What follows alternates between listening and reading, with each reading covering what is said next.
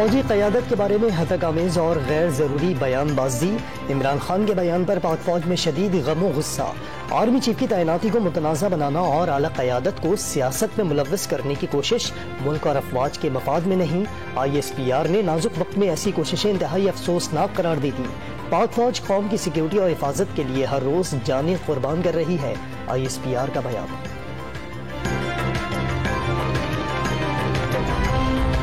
हुक्मरान इत्तेहाद का फौज की सफ़ों में तसादुम की साजिश से आईन और कानून के तहत निमटने का ऐलान।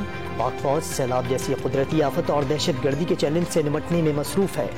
अना, तकब्बुर और इंतकाम में डूबे इमरान खान कौमी सलामती पर हमला करना चाहते हैं। आइन, कानून, फौज और मईशत पर कोई हमला बर्दाश्त नहीं किया जाएगा। हुक्मरान इत्तेहाद का मुश्तरका एलामिया में पैगाम।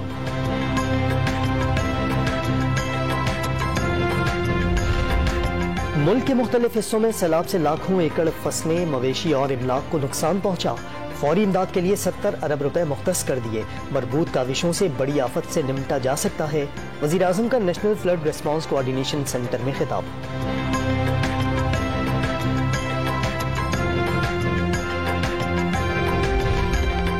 बाबे यूसुफ पर कट के बावजूद मंछर झील की सतह में कमी न आई। झील में मजीद 2 मकामात पर RD-52 और RD-54 गोबक पर कट लगा दिए गए।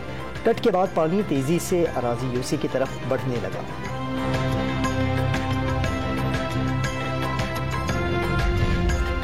अवामी नेशनल पार्टी का तैमूर सलीम झगड़ा के खिलाफ खैबर पख्तूनख्वा असम्बली में एहतजाज।